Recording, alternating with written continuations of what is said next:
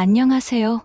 반갑습니다. 오늘은 뉴욕에서 15년 동안 여성들을 납치하고 감금한 충격적인 사건을 소개합니다. 이 사건은 마치 영화 속 이야기처럼 믿기 어려운 현실인데요.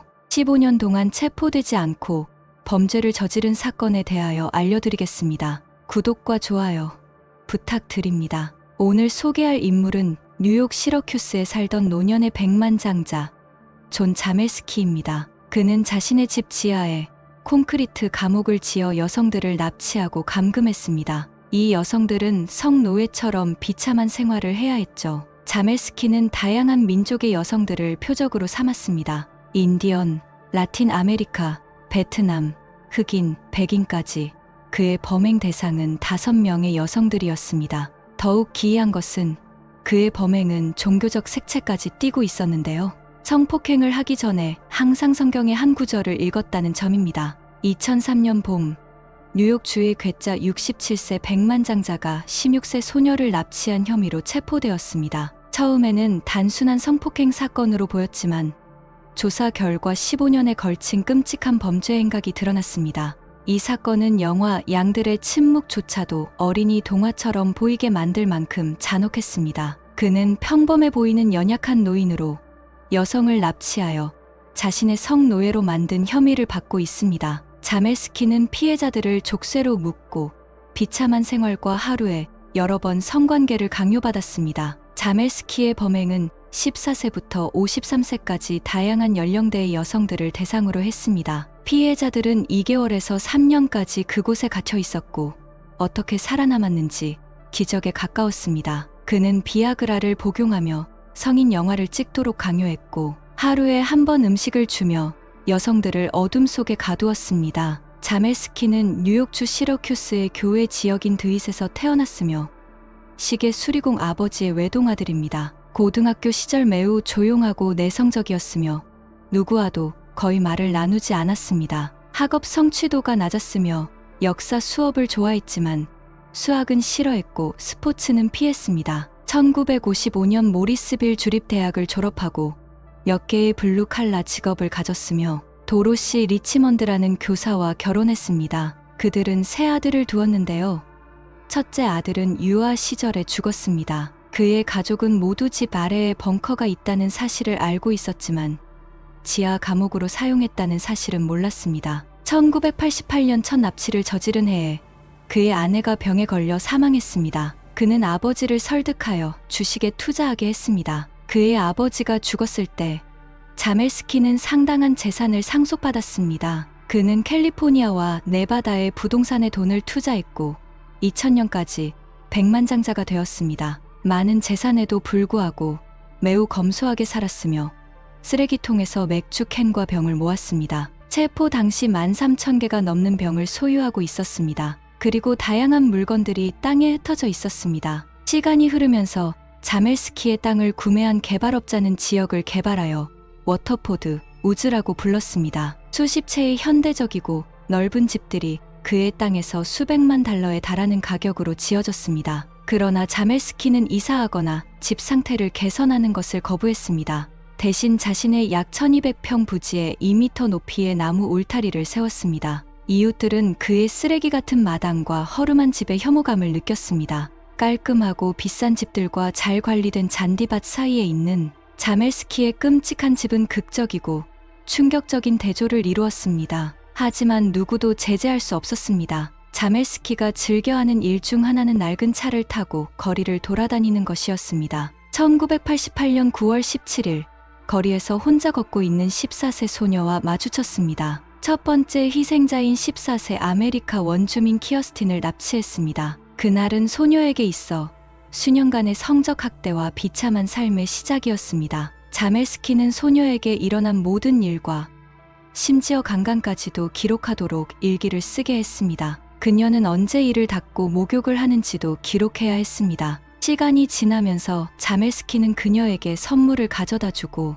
정상적인 연애 관계처럼 행동했습니다. 이상한 남자에게 겁을 먹고 매일 그의 성적 학대에 시달리면서 소녀는 점점 순종적이고 복종적이 되었습니다. 그 이유는 어린 남동생의 사진과 가족의 사진을 보여주며 해치겠다고 협박을 했습니다. 그는 그녀의 발을 바닥에 사슬로 묶고 화장실로 사용할 양동이를 주었습니다. 하루에 한 번 음식을 주고 정원 호수로 몇 달에 한 번 목욕할 수 있도록 허락했습니다. 이후 2년 동안 겁에 질린 소녀는 매일 성폭행과 심리적 학대에 시달렸고 자멜스키는 그의 왕국에서 승리를 만끽했습니다. 그는 자신의 권력에 도취되어 있었고 끝없이 만족하며 성적 변태성을 충족시켰습니다. 키어스틴의 가족은 그녀가 납치된 다음 날 실종 신고를 했습니다. 몇 주 동안 경찰은 키어스틴의 친구들과 가족을 조사했지만 수사는 아무런 성과를 거두지 못했습니다. 실종 12일 후 가족은 그녀가 쓴 것으로 보이는 편지를 받았습니다.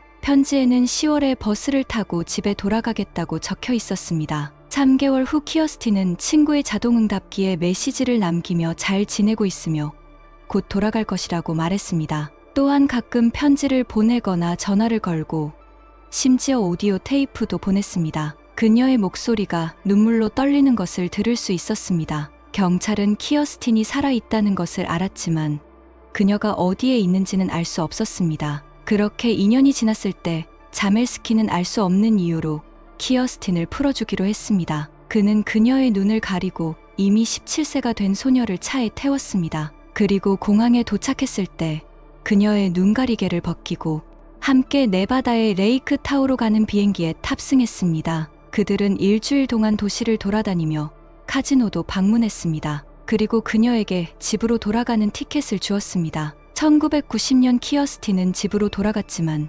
그녀는 무슨 일이 있었는지 가족에게 말하지 않고 단순히 가출했다고 가장했습니다. 그리고 경찰에 신고하지 않았습니다. 이때 자멜스키는 쓰레기와 빈병을 모으는 일로 돌아갔습니다. 그렇게 5년이 흐르고 1995년 3월 31일 밤 자멜스키는 시러큐스의 거리를 다시 돌아다니며 다음 희생자를 찾고 있었습니다. 그는 도시 중심가의 거리들을 운전하다가 라틴계 소녀를 발견했습니다. 그 소녀의 이름은 미셸이며 지하실에 가두고 쇠사슬로 묶어 어두운 곳에 홀로 두었습니다. 그는 공포와 복종을 심어주기 위해 처음부터 위협하는 방식을 사용했습니다. 미셸에게 약을 먹여 의식을 잃게 했고 깨어났을 때는 벌거벗은 채 발목이 묶인 상태였습니다. 하지만 미셸은 강인한 성격을 가지고 있었습니다. 그녀는 자멜스키를 때리고 욕하며 심지어 그에게 침을 뱉기도 했습니다. 자멜스키는 그녀가 누워있는 모습을 폴라로이드 카메라로 찍었고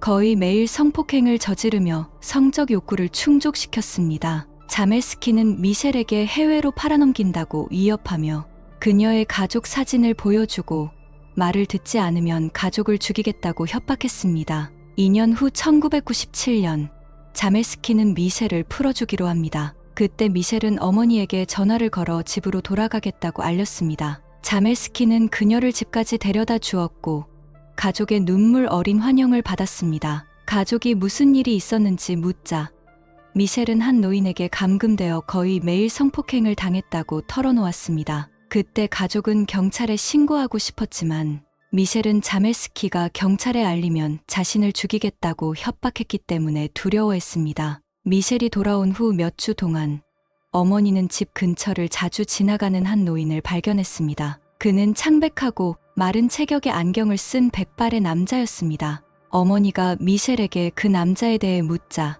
그가 자신을 납치했던 사람이라고 말했습니다. 그러나 가족은 경찰에 신고하지 않았습니다. 같은 해 1997년 그의 다음 희생자는 53세의 베트남 여성이었습니다. 진술에 따르면 그녀가 노래하는 것을 좋아하자 그녀가 사용할 수 있도록 지하 감옥에 TV를 두었습니다. 경찰은 남자친구에게 실종 신고를 받았지만 단서를 찾지 못했습니다. 다음해 1998년 5월 23일 그는 그녀를 $50와 함께 그레이하운드 버스 정류장에 내려주었습니다. 그때 그녀는 납치 사실을 신고했지만 경찰은 그녀가 어디에서 잡혔는지 범인의 단서가 없었고 수사는 결론이 나지 않았습니다. 피해자는 경찰이 그녀의 말을 믿지 않았으며 심지어 그녀의 모든 이야기를 날조했다며 오히려 비난을 받았다고 말했습니다. 자멜스키는 더욱 대담해졌습니다. 그는 밤마다 새로운 희생자를 찾기 위해 거리를 돌아다녔고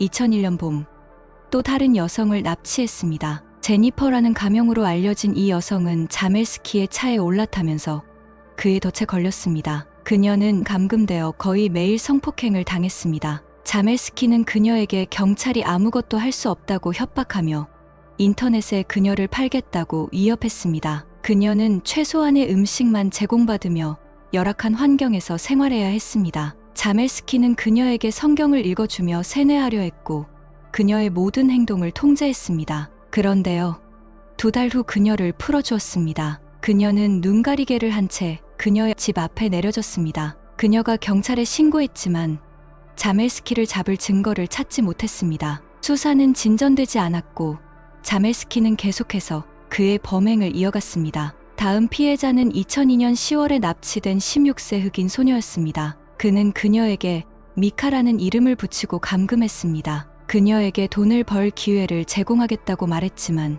이는 거짓말이었습니다. 그녀도 성폭행을 당했으며 도망치려 하면 사나운 개들에게 물릴 것이라고 협박받았습니다. 그런데요, 그녀의 가족은 그녀의 실종을 경찰에 신고하지 않았고 그녀는 아무도 자신을 찾고 있지 않다는 사실을 알지 못했습니다. 미카는 생존을 위해 자멜스키와 친구가 되려고 했으며 심지어 그에게 애착을 느꼈을지도 모릅니다. 그녀는 전형적인 스톡홀름 증후군의 사례로 보이며 미카는 이전의 피해자들보다 더 많은 자유를 누렸습니다. 그녀의 감금 생활은 시간이 지남에 따라 점점 기이하게 변해갔습니다. 자멜스키는 미카에게 특별한 대우를 했습니다. 그녀는 지하실을 벗어나 자멜스키의 집 위층에 접근할 수 있었고 침실에도 들어갈 수 있었습니다. 그러나 자유롭게 돌아다닐 수 있었지만 창문에 철제망을 설치하고 욕실 창문도 합판으로 막아 탈출할 수 없었습니다. 하지만 성폭력은 계속되었습니다. 그녀는 자멜스키의 모든 환상을 만족시키기 위해 비디오 촬영을 강요받았고 끝없이 욕망을 채웠습니다. 그는 그녀에게 큰 영향을 미치고 싶어 했습니다. 미카는 다른 피해자들과는 다르게 흑인이라는 점에서 차이가 있습니다. 자멜스키는 다양한 인종의 여성을 납치했으며 이는 의도적으로 다른 인종을 선택한 것으로 보입니다. 2003년 4월까지 미카는 어느 정도 자멜스키와 신뢰를 쌓아갔습니다. 그는 그녀를 데리고 가까운 도시로 쇼핑을 가거나 볼링을 치러 나가기도 했습니다. 자멜스키는 그녀와 함께 있는 것에 편안함을 느끼기 시작했습니다. 4월 3일, 자멜스키는 미카를 데리고 라이브 노래방으로 갔습니다. 그때 미카는 노래를 신청하고 무대에 올라가 관객 앞에서 노래를 불렀습니다. 바에 있던 사람들은 그녀가 평범해 보였고 아무도 그녀가 납치라는 것을 눈치채지 못했다고 합니다. 왜 그녀가 무대에 올라갔을 때 도움을 요청하지 않았는지 의문으로 남아 있습니다. 그런데요, 2003년 4월 8일 아침, 미카는 자멜스키에게 전화를 사용하게 해달라고 설득했습니다. 교회 예배 시간을 확인하고 싶다고 거짓으로 핑계를 대고 여동생에게 전화를 걸어 자멜스키가 지하실에 가두고 성폭행하고 있다고 말했습니다. 몇 분 후 경찰이 자멜스키의 집에 도착했습니다. 그러나 2사람을 찾지 못했지만 근처 자동차 판매점에서 그들을 발견하고 자멜스키를 체포했습니다. 경찰은 지하 감옥을 발견했습니다. 벽 중 하나에 깡패들의 벽이라는 글자가 쓰여 있었는데요. 제니퍼가 납치 사실을 신고했을 때 언급한 내용이었습니다. 경찰은 시체를 수색하는 지상 침투 레이더, 지하 감옥을 조사하는 증거 기술자를 투입했습니다. 시체는 발견되지 않았지만 수사관들은 오래된 잡지와 청구서에 영수증이 가득 찬 수백 개의 폴더를 발견했습니다. 지하 감옥 입구 위에는 십자가가 걸려 있었습니다. 지하 감옥에는 희생자들이 정원 호스로 물을 받아 목욕을 하는 욕조가 있었습니다. 또한 양동이와 알루미늄 의자로 만든 조잡한 변기, 2개의 파란색 천 의자로 만든 침대가 있었습니다. 그리고 희생자 중 한 명이 일기처럼 기록한 달력도 있었습니다. 뻔뻔한 자멜스키는 자신의 범죄에 대하여 처벌받지 않을 것이라고 생각했습니다. 기껏해야 불법적인 구금으로 간주될 뿐이며 사회봉사나 짧은 징역형을 받을 것이라고 생각했습니다. 2003년 7월 14일, 존 자멜스키는 법정에 서게 되었습니다. 결국 그는 변론 협상을 하고 납치 혐의 5건에 대하여 유죄를 인정했습니다. 판사는 자멜스키에게 최소 18년의 형기를 가진 종신형을 선고했습니다. 그 일환으로 그의 재산은 매각되었고 돈은 피해자들에게 나누어졌습니다. 언론은 그의 재산이 200만 달러에 달한다고 추측했지만 실제 금액은 알려지지 않았습니다. 그는 뉴욕주에서 가장 흉악한 범죄자들이 수감된 것으로 유명한 클린턴 교도소에 복역 중입니다.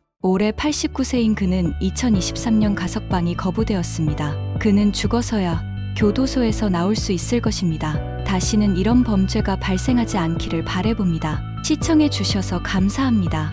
구독과 좋아요 부탁드립니다.